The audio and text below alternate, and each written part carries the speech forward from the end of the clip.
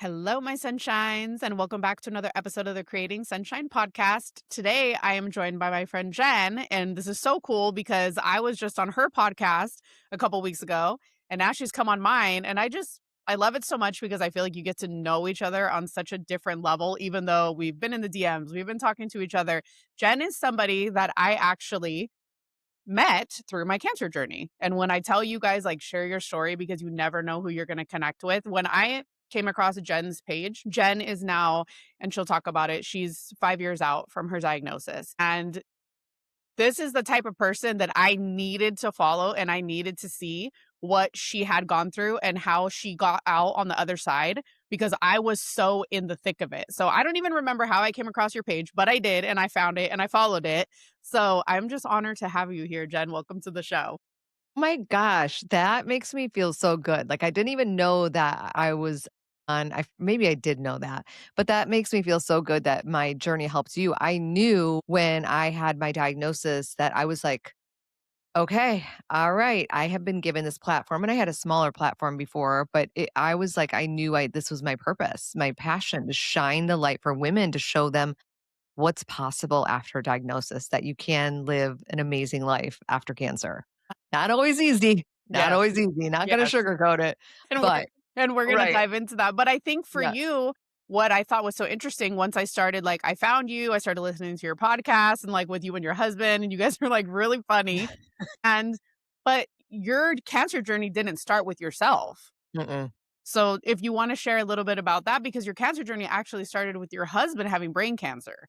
Yeah, it's wild. That's a great place to start. That's typically where I start when I share the story. So yeah, we were in our and Darren he was diagnosed with brain cancer at 36. It was like it literally rocked our worlds. He was just telling me, he's like, "Gosh, it's so weird. I'm having a hard time writing really basic emails. Like, Mhm. simple words are not coming to me."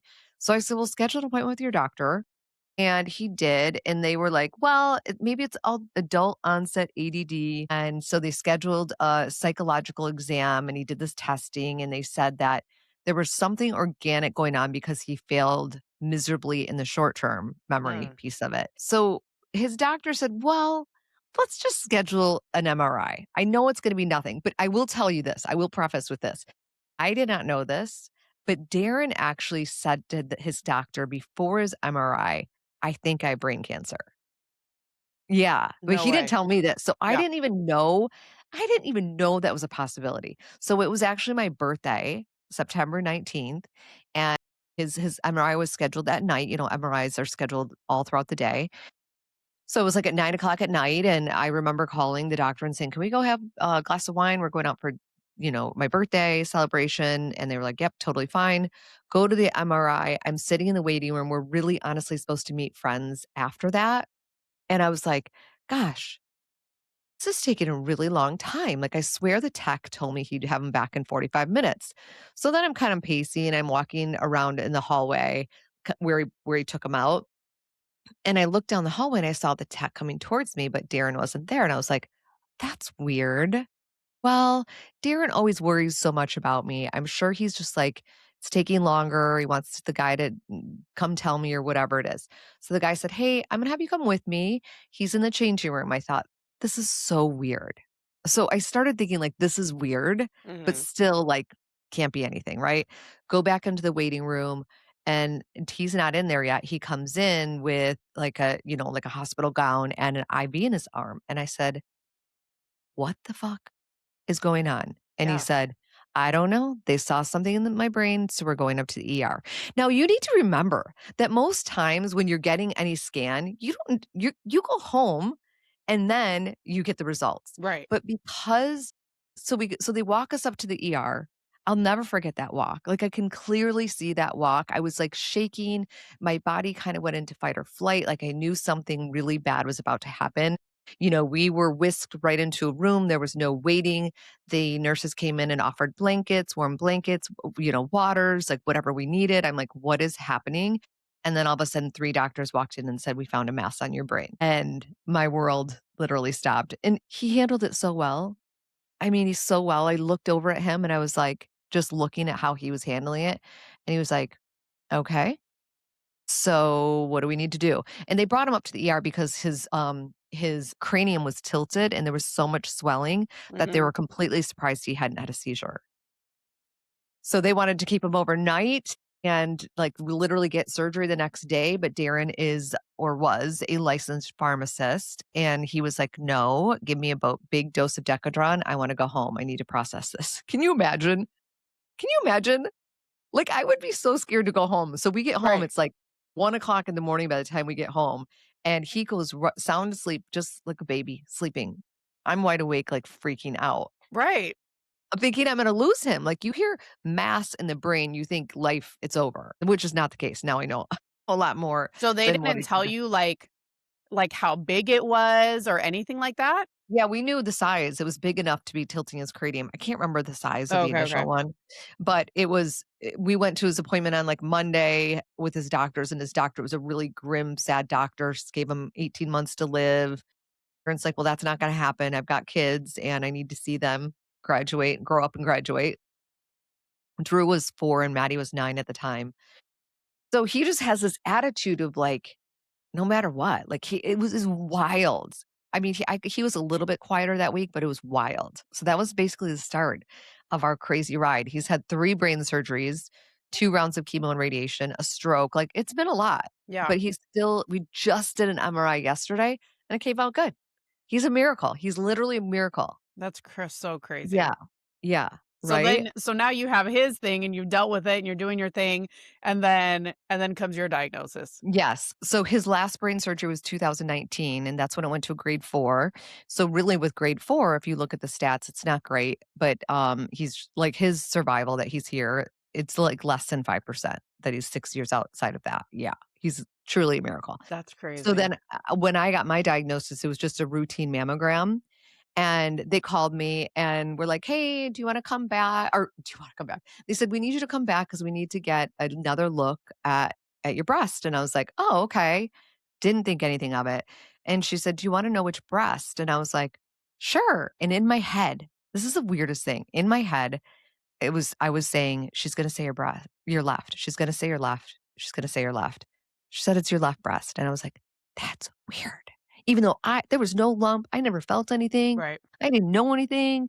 Like, I was like, "That's weird." But I still was like, "There's no way. How can husband and wife both have cancer? Like, Right. that's not possible.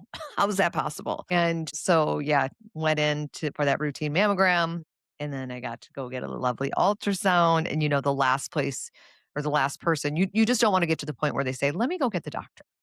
Because when they say, "Let me go get the doctor," you know that there's a problem. Yeah.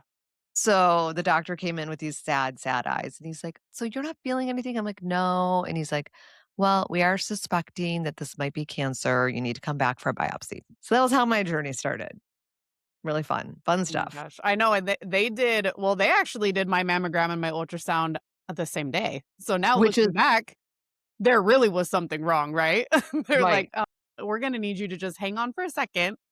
But Yeah. then I was the same. I was so delusional, and even when the guy I think we talked about this, even when the guy told me, "We're gonna assume it's cancer until I know it's not," and I was like, "Ew, What? I haven't even had a biopsy yet. Like, why are you even saying this to me?" You I know? know. It's just so wild, so wild. And so I know now from following you, and, we're gonna put you in the show notes and everything, so people are gonna follow you and learn from it. But you completely have gone on, I don't know if I don't think it's extreme because people say what I've done is extreme, right? But you have incorporated so many, like, healthy habits into your life now.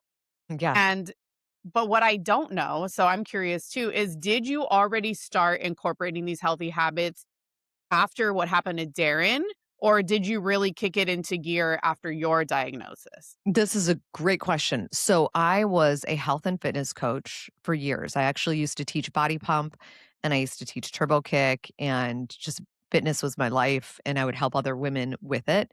So that's kind of how I had a social media platform because I would talk about health and fitness a lot. Mm, And then so here's the deal. I thought I was healthy. I mean, that's the same. difference, like, when I think about and the interesting thing with Darren and Darren he was a pharmacist.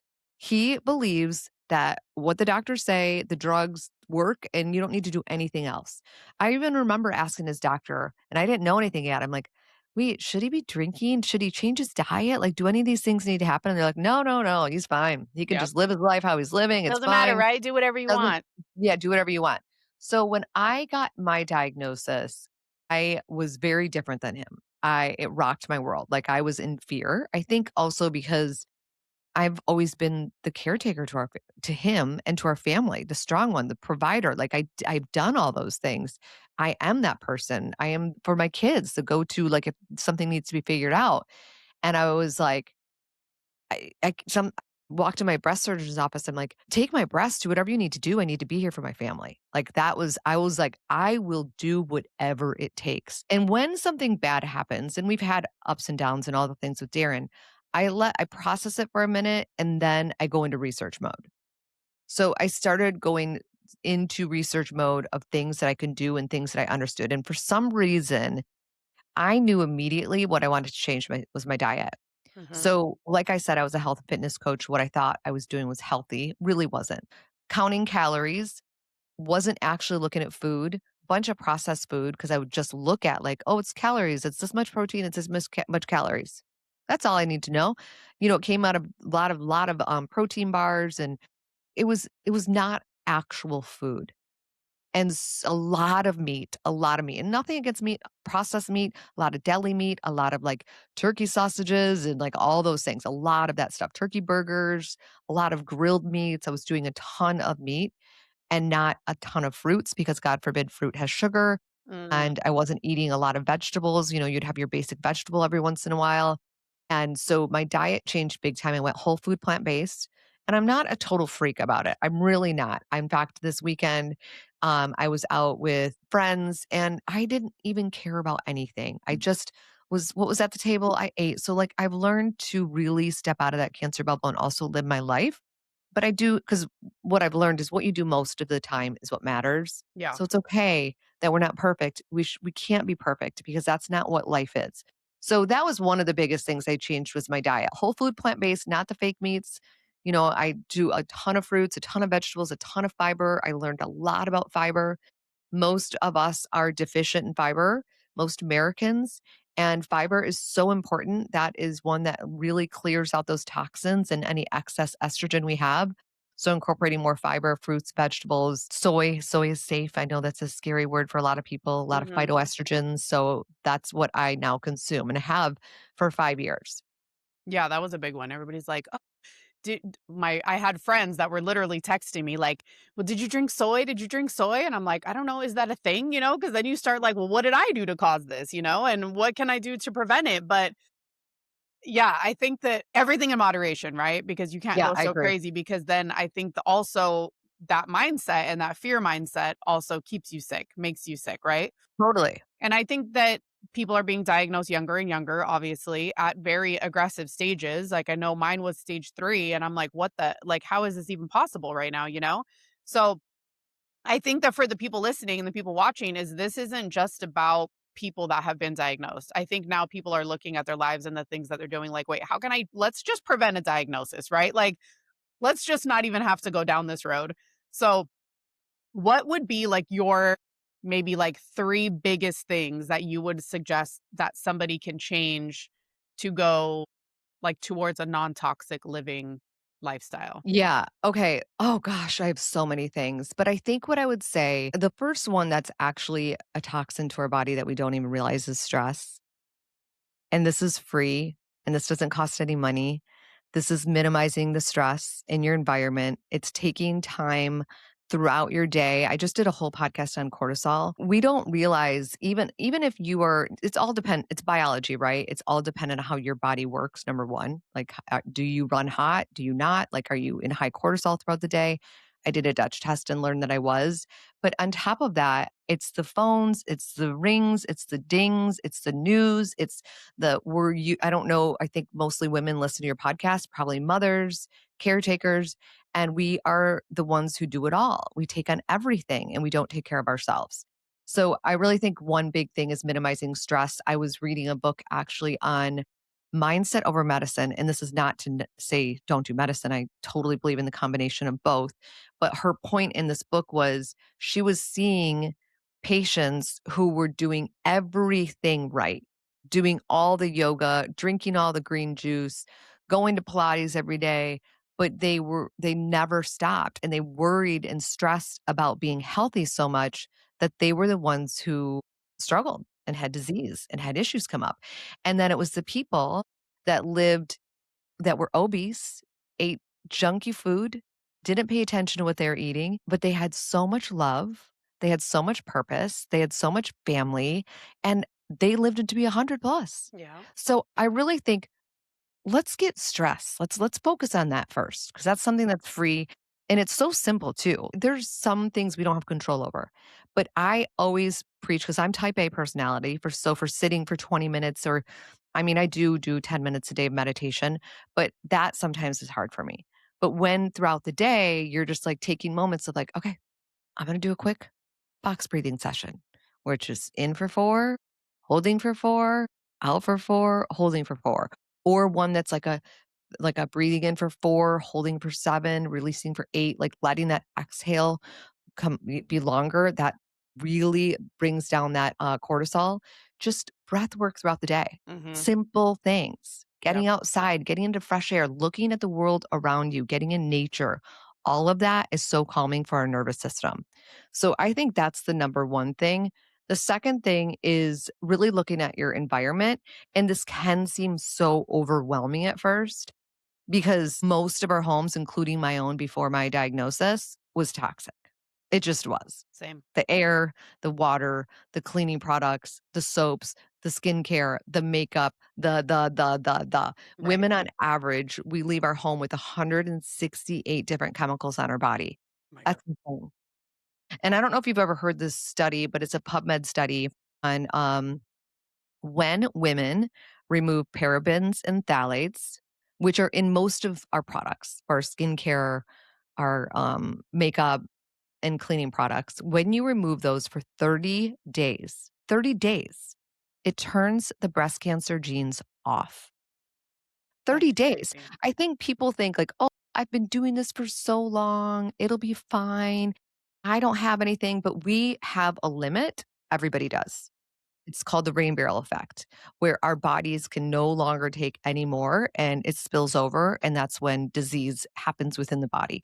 So I think what I did, I mean, I'm like a freak. Like I said, I basically chucked everything Same. all at once and swapped everything. But I don't, a lot of people can't do that. And I get it, and it can be overwhelming. And especially if you're not in an urgent situation where you have a diagnosis, you're working on prevention. When you run out of your toothpaste, get a better one. When you run out of your hand soap, get a better one. There's so many good products now out there for everything. So our homes should be minimized. Get rid of a lot of, we most of us are under the sink is loaded with cleaning products that are so toxic. Candles. Oh my gosh, that was a tough one. That Yep. was a tough one. I loved candles.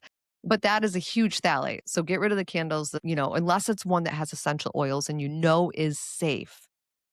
So, I think that's a second one. And third one, it's like a I would say these 2 things is movement and diet. And again, I don't want to I don't wanna make this really difficult, but so maybe it's not necessarily what you need to take out of your body, but maybe it's what you need to add in. Mm, mhm. Like, for me, I was not having enough fruit or vegetables. Like, those are huge, hugely important. And then moving your body. And again, this doesn't need to be I think we think movement as going to the gym, spending an hour, and killing ourselves, and then we're miserable. No, it's just moving your body throughout the day. Maybe strength training a couple times a week. It doesn't need to be anything massive. I go down for like 30 minutes a day. 20 or 30 minutes a day is my workout, but then I will walk throughout the day too. I think walking after meals, like 10 minutes after meals, is so good for your blood sugar levels. And just there's actually research to show 10 minutes after a meal 3 times a day is better than 1 30-minute walk. Mm, mhm. That's So true. I think those are the 3 things that I would recommend, just minimizing the stress, minimizing toxins, and moving and adding in more fruits and vegetables. Is Those that are a great. lot? Those are great, and I love that you started with the stress because, like you said, a lot of people can feel really overwhelmed, but literally, like, stress and movement can be free, you know what I mean, to start to work Totally. on that, and that's the biggest thing is, and I really had to I think mine big contributor to mine was also the stress because I was a single mom and I was doing everything for my kids and I was helping to take care of my dad when he was sick. And it's like, and then plus I was working and I was in charge at work, and it's like I was a boss there. So the second I hit the door, everybody was like, they needed something from me. Everybody I felt like needed something from me. And 100% I me. was like burning the candle at both ends and nobody was checking on me. Nobody was seeing if I was okay. But also, to that, I wasn't speaking up and I wasn't saying that I wasn't okay because I was like, "I got this. I got this. I got it." And it was almost like a rush, like I was getting like a trophy for how much I was doing over here and I was just like, "Where's my trophy?" Like Sarah, nobody's like, bringing me my award over here, guys. Like I'm doing it all. And then finally I realized like cuz there is no trophy for that shit. Like you don't have to do it by yourself. And that was a big thing though, and it was stress and I was for sure high stress and I wasn't dealing with it the way that I should have been. So, we are the same person, yeah, like 100%. Because I also wouldn't let my guard down. And I didn't ever let myself like, people would say, "Aren't you so worried about Darren? How are you doing? How are you not crying about this?" I'm like, "It's fine. We'll be fine. We'll right, be fine. We're all good." right. I got And this. I I got also this. think yeah, I also think it's really important to allow yourself to feel. Yeah, Like, we try to be the strong ones, and we have to be able to cry it out and say, "I'm not okay." Like, that has definitely changed in me big time too, is I do tell Darren, I tell my family, like, "I'm not good. Like, I need a day." Because I think that's important. We need self-care more than anything yeah. at this point. And it's like even my oldest daughter, she's 12, and she's like, "Mom, you're so emotional." And I'm like, "I mean, that's fine." I said, "You're going to think I'm emotional. I'll be crying." And it's like, because I think I'm like, no, I didn't. I didn't cry. I didn't let it out because I felt like I had no control over the way my emotions would come out because I kept them so bottled up that Yeah. same thing. I just put my guard up and I'm like, well, if I just don't feel, then I don't have to be out of control. And now it's like, I'll just be crying at the beach. I don't even care. Like I got my sunglasses on. I'm over here just in my feels. Like leave me alone. Yep. So good. So good. I mean, that's so important. Well, I and love and it. I think for the people, so I'm almost a year out. We were talking before we hit record. Like next year I'm going to be 1 year cancer free. You're 5 years cancer free. But maybe somebody's like watching or listening to this that isn't even as far as what I am. Like maybe they just finished treatment and they're like, "Oh my god, like we talked a lot before we hit record is like I get in those like the duality of emotions. Like you celebrate, but then you're still pissed. You know what I mean? Like you're sad, but then you're happy at the same time.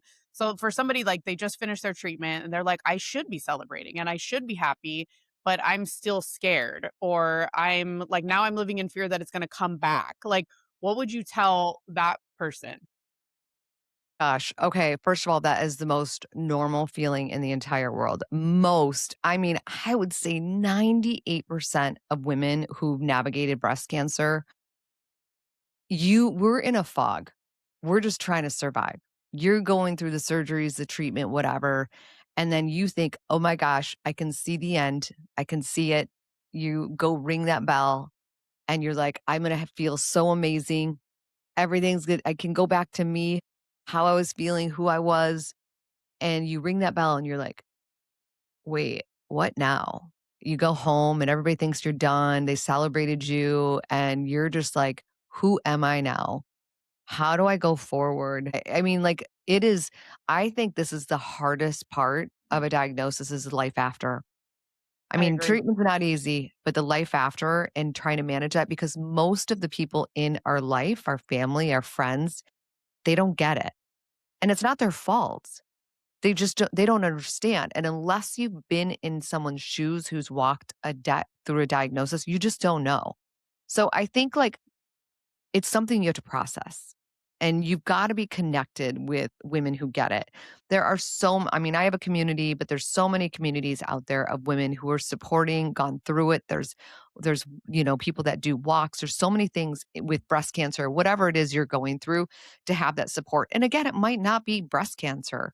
It might be a divorce. It might be something that's happened in your life where you feel like you're so alone in it and nobody gets you. So you need to, I think, surround yourself with people who get it.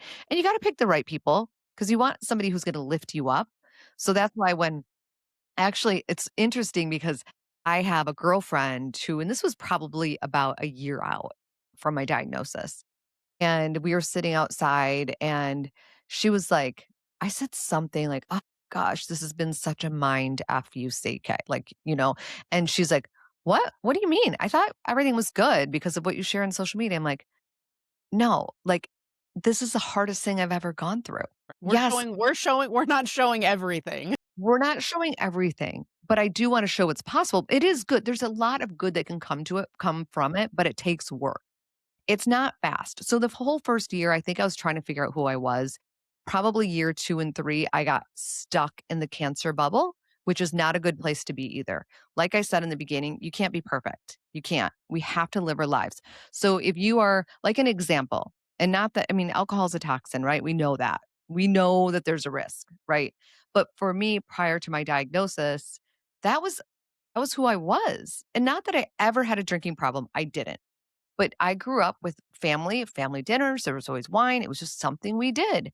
It wasn't like I was at the bars or anything like that, but Darren and I would be cooking dinner, we'd share a bottle of wine. It was just part of our lives. We'd get together with friends, it was cocktails. Like, never would I've ever gone out to dinner with friends and us not had a drink. And Right, again, I never same. overdid it, but that's who I was. So I had to figure out that piece of me too.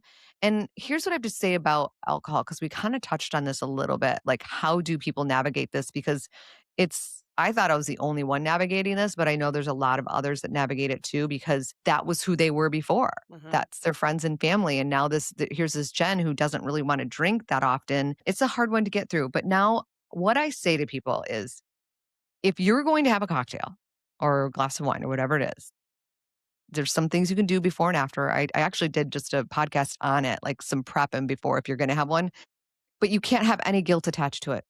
You cannot have any worry attached to it.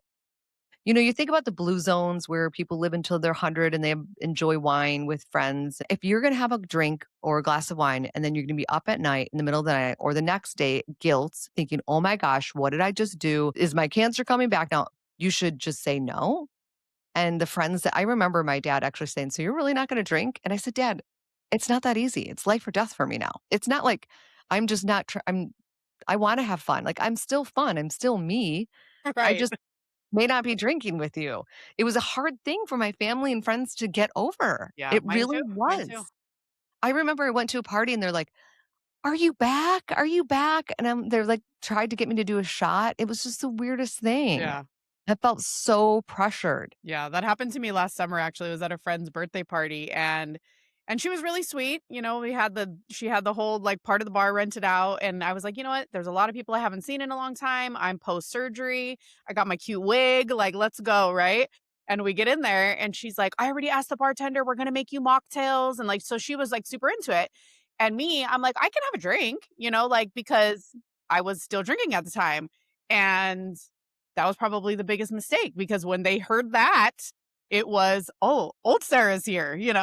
And so she's like so she gives me a drink and I'm like, "Oh, that's actually really good." And then I turn around and I have my other friend. She's like, "I never take shots, but since you're drinking, I want to give you a shot." And it's just like next thing we're freaking, I don't know, 3, 4 drinks, 2 shots. And I'm just like, this is going nowhere fast over here, guys. But and it's like, and everyone was so excited, which then, and then I start having a couple that now I'm excited. And it's just like, here is old Sarah, but yeah, so that's why I've just kind of chosen to step away from it for right now because I do have that part, like we talked about this before we hit record, is like I'm in that guilt right now. Yeah, And I didn't know that that's not a good place to approach it from. And I'm not telling people like that I'm never gonna drink again because I don't know, like, maybe I will, but just for me right now and the way that I feel about it is just I'm choosing not to drink, but same thing, like, I'm still fun, like, I'm still exactly. me, I and I think can still wake up the next day and feel amazing. right, and I really think that this boils down to everything. If there's guilt attached to something you're doing, you shouldn't be doing it because those feelings trigger stress, and it's just not good for our bodies. That's that toxin. That's what can cause a lot of issues. So if you're in a like, I'm in a place right now where we went this weekend and I had a couple drinks and I felt totally fine and I had no issues. I drink a lot of water. I take my NAC. I have a food, like I have some things that I do around it, but I mean, and I don't drink very often. I can go a whole month without having one and or longer, you know what I mean? I just if I feel like it, like I literally listen to my body. If I feel like it, I have one. If I don't, I don't. So, yeah, Yeah, and I that is think, like I was telling you too, because since the type of breast cancer I had triple negative, and what my oncologist, you get the all clear, right? And I'm like, okay, yay. And then she's like, here's where it can come back. And I'm like, "Wait, you're just like, I was all the way up here, and now you're bringing me back down here." I know. And I just felt like when she told me, she said the three places that are the most common for your type of cancer to come back are your liver, your lungs, and your bones. So that to me was like, then why would I drink? You know what I mean? Right. Yeah. If that's already the risk, then why would I like, nothing is worth it. Like you said, now it's life or death for me. So when people are like, "Oh, you can have one drink," and I'm like, I don't know that I can, first of all, because that's just the type of person I am. And if I'm in that environment and I say, "Yes, you guys aren't going to let me have just one." And you know what I mean? And second of all, it's just like, it's not worth it. Yeah. It's It is not worth it for me because I right. would be feeling the guilt and the stress and everything else, and, like, you know, checking my breasts and checking my lymph nodes and all the things, and I'm like, so, yeah, that's why I'm at the point that I'm at because, when she told me those were the risk factors, I just thought, "Okay, well, then that only makes sense to me to just say no for right now." And you know what's so interesting? I was never told that. I mean, I kinda did my own research, like, I had to figure that out that 1st year, like, I still was fighting to be me, and I went to more of an integrative doctor, and she was doing some history on me, and she's like, "Well, you stopped drinking, right?" And I was like, "What? No, not totally." And, she totally guilted me, and then she really taught me about it, but my doctor, weirdly, my oncologist told me just no more than 1 drink a day. I was like, "You're telling me I can have a drink every day? 7 drinks a week? You're like, "That seems like a lot." A lot. I don't do that. No, thank you." Right.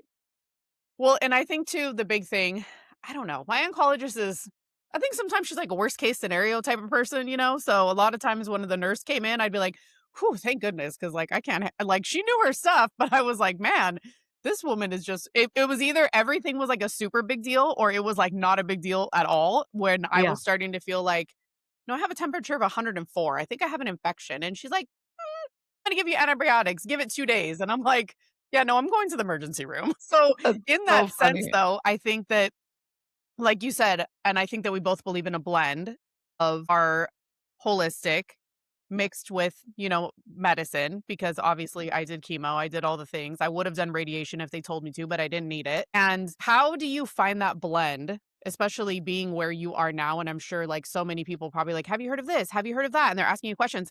So like evidence based, right? Like facts, health, everything else. But then also like listening to your intuition, like how I had to listen Eh, to my intuition and be like, hey, dad, I think you need to take me to the hospital because something's really, really wrong here, and it turns out that I was right, even though my doctor was telling me that I was fine and I could just wait it out. that's crazy. So so with the balance of it all, how do I balance it Yeah, out? like how do you balance your intuition knows something, but then also everybody's throwing all this stuff at you, and then Yeah. you're like, I want to do the holistic, but then it's like you could have a whole entire cabinet full of supplements, but you don't even know if you're taking the right ones. Like, how do you even No, I agree with that know where to start 100%. with all of that stuff? Yeah. Well, I knew for me, I think, like, intuitively, I knew for me that I had to do whatever the doctor said. But then actually not everything. Now that I think about it.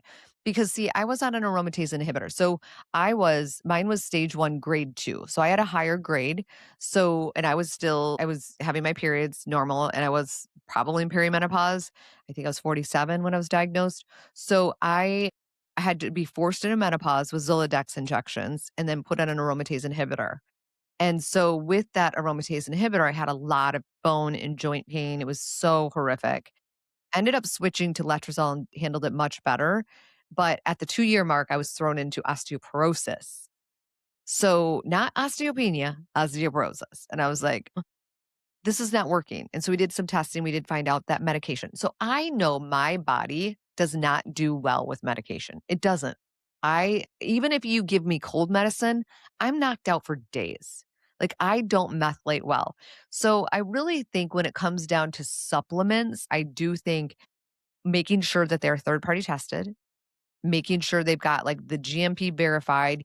You don't want to just get supplements from TikTok or even Amazon, to be honest. You have to be really, really careful either getting it from the company itself or even, local. I have a really good pharmacy that's like a holistic pharmacy, basically. It's not your typical Rite Aid and they have so many great supplements there. So if you're going to either of those places to get your supplements, that's really key. But the other thing that I think is even better is being tested. There's so many testing that you can do, and it can become really, really, really expensive. But if you don't know your body, you don't know if what you're taking is even you're absorbing it. Like it could be Right. the biggest waste of money if your body is it's not what you need. So I went and did years ago. This is crazy. I did this DNA fit test years ago prior to my diagnosis. This was probably 2018. I learned so many things about my body that I ignored. I ignored. I ignored. All the signs were there. I don't have the MTHFR gene mutation. I don't methylate alcohol very well. Like you name it, I shouldn't have grilled meats. Like all of the things that were like telling me, I didn't listen to a single thing, not one word of it, which is crazy. But so after my diagnosis, I got really clear. And then I did one other test, which is the Dutch test. And that's you figure out how if your estrogen goes down the wrong pathway, in some other testing, your cortisol, how that runs, getting some basic blood work from your doctor. And this is going to sound crazy, but we are in a world where AI is like the best tool in the entire world. Mhm. And so I have a Perplexity, but I get the bigger one. It's like $200 and they go into PubMed studies. They do a lot of research. There's a lot of evidence with this one. And I plugged in everything and I basically found out exactly the supplements that my body needed Mm. based on my body, based on my Right. DNA. Right. So a DNA test, I think they're like $400 Mhm. about that, and so is a Dutch test. Those 2 tests I think are pretty important, if you can. Of course, it's expensive, but my functional doctor was like, "Let's do this and this and this," and I did some other things. I felt like that was a waste. They were asked if I wanted to do one that showed if I had any circulating cancer cells. I'm like, "Hell no," Right? because To make me I'm like, "What worry if" even more. Right. I'm like, "What do you do if you find them?" She's like, "Well, we would just monitor it." I'm like, "No, No. thank you. No. No, thank you." I We all know. have circulating cancer cells. I don't need to know about it. And like Exactly. there's They're all there. It's just a matter right. of are they gonna grow and they're gonna actually become something. Yeah. And I think you and I have made already so many changes. It's like, what more can we do? But I do think the other thing, talking about like the combination of holistic and, both modalities, like what your doctor says and adding that in, what that does, I believe, is it minimizes fear because it Mhm. gives you a sense of control. It puts you in the driver's seat. I always think of like cancer, if you look at, let's say they find molds in your basement, they've got to come in and mitigate that mold. They've got to get that mold out.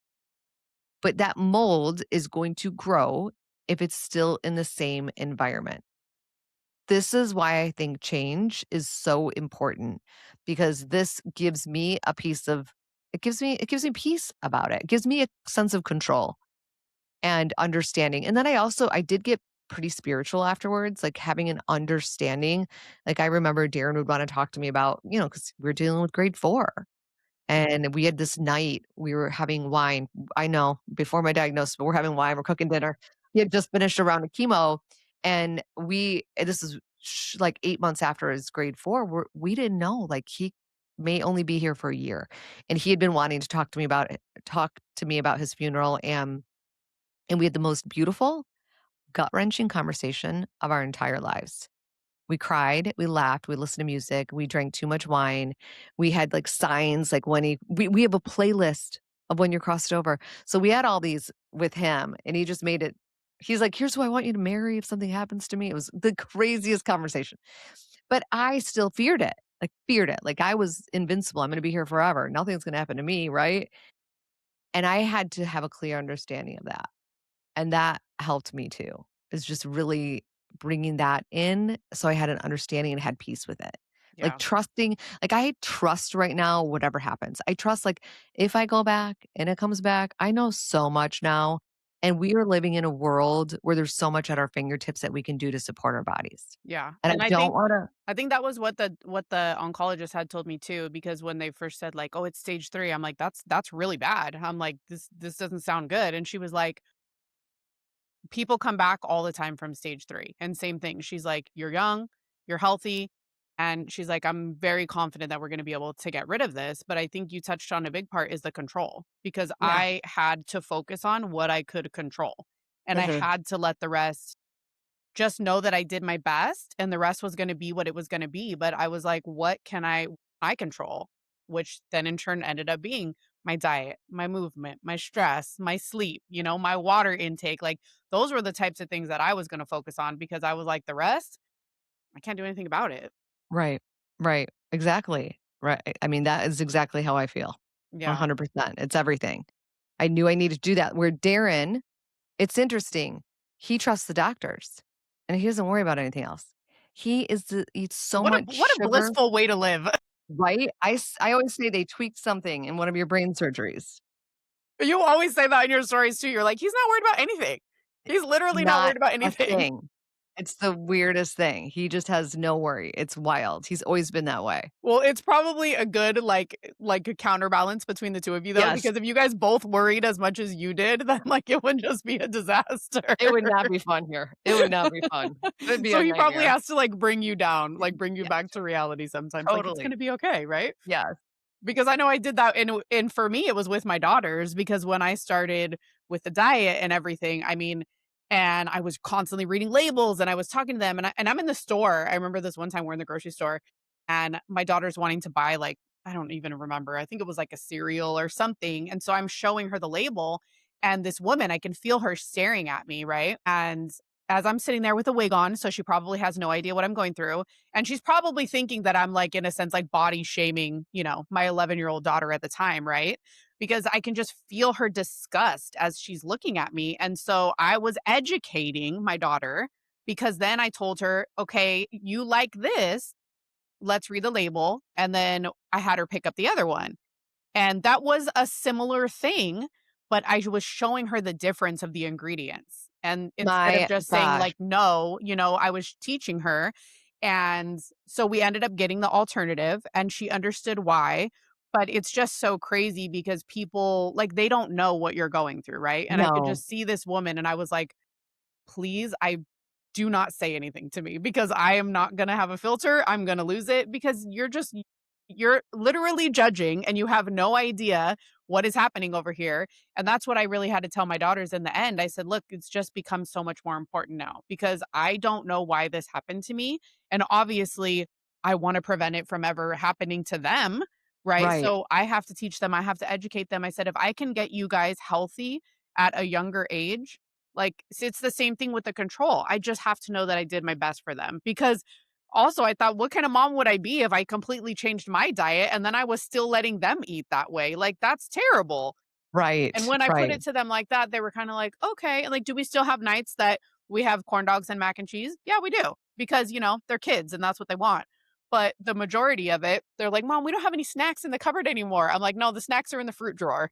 Snacks are in the refrigerator. Vegetables, they're in the garden. And they're just like, Mom, oh my gosh, and I'm chaperoning a field trip with my youngest class like a couple weeks ago, and everybody has to pack a lunch. And I'm like, I really hope that this is just like a treat for these kids, because I'm looking, and Jen, it's like gummy, gushers and hot Cheetos and Lunchables. And I'm just like, oh my God, oh my God. Like, I'm watching what these little girls are eating, and I'm just like, oh my God. Like, it's like I giving me know. anxiety just I watching know. it.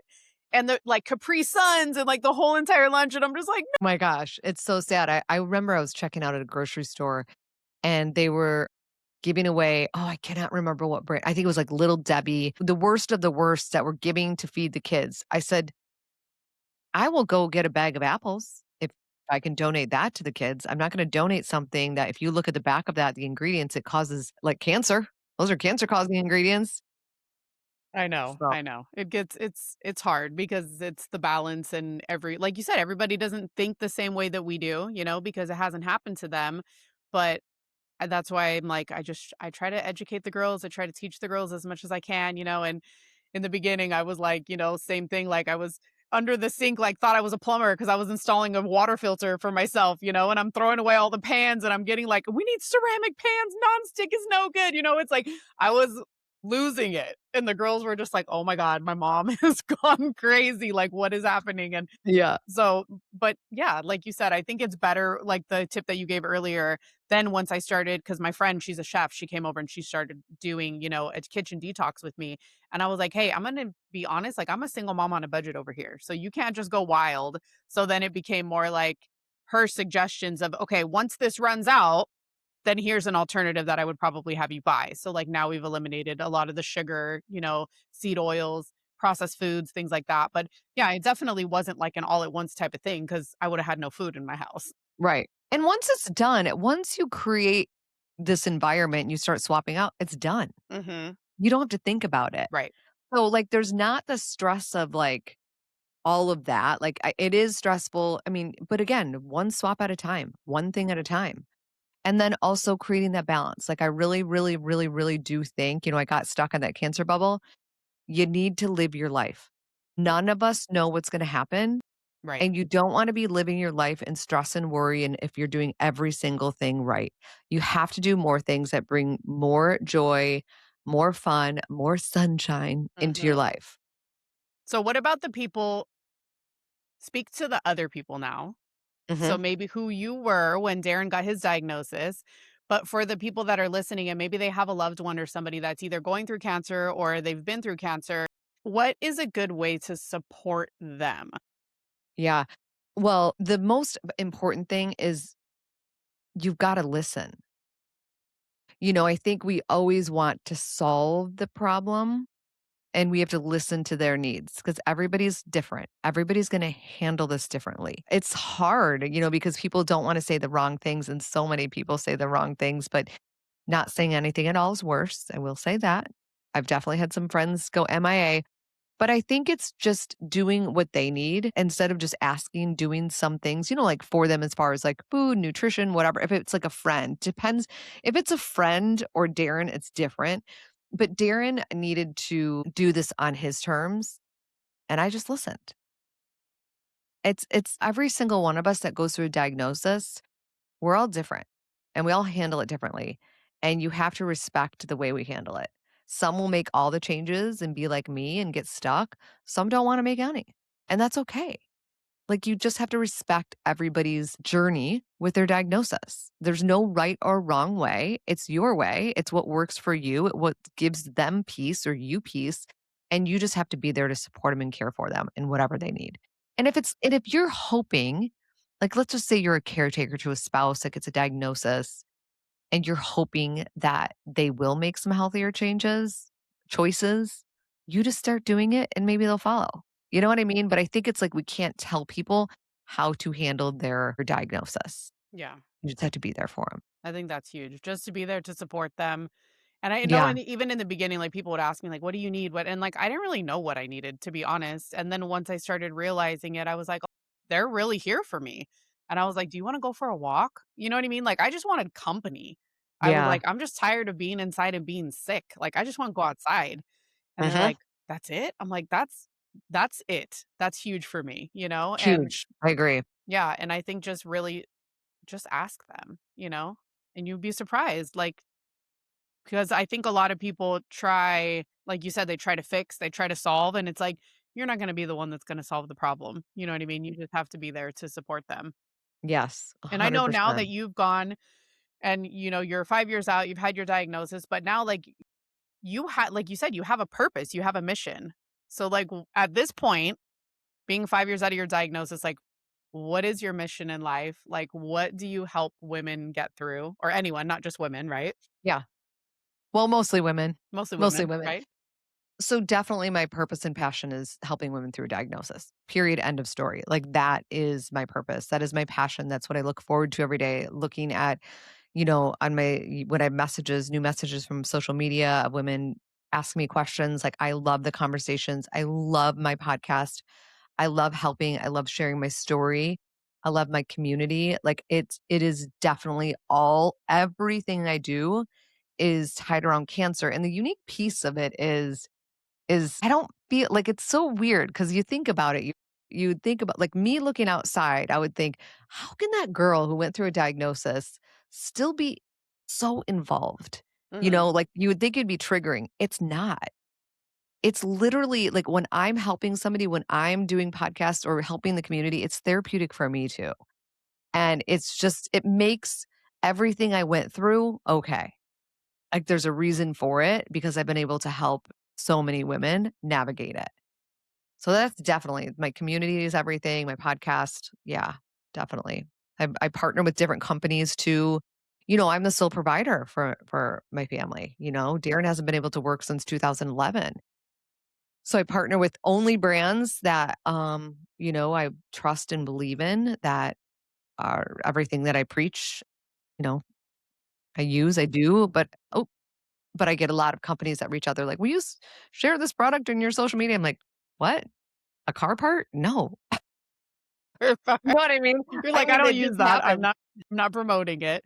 I will say Right. that because everything that I see that you share is, like, things that you genuinely and I'm the same way. It's like, if somebody, they're like, "Oh, I wanna give you a code or something," and I'm like, "Well, I'm gonna use it for probably 3 to 6 months before I even talk about it, just so you know," because it's very rare for me to actually, like, use something and be like, immediately, I'm obsessed, right? Because Yeah, yeah, yeah. also, like, like you feel is you're putting your name behind that. Like, that's you, Totally. your reputation, and so you really have to see, like, how you feel about it, like, is it working for you? Is doing things positive for your life? And there's I think when you're down this journey and you're taking these types of things and incorporating them into your diet, even for your skincare, anything like that, like, everything takes time.